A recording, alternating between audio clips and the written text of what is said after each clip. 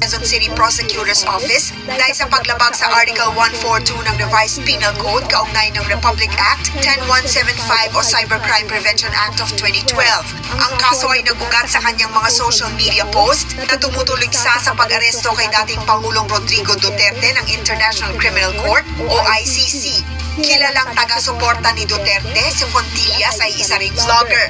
Kahit presidente ka pa ng Pilipinas, kung mali yung utos mo sa akin, hindi kita susundin. Kahit mapapanood to ni Bongbong Marcos, ni Sir Bongbong Marcos, Sir President, isa akong pulis ng Pilipinas.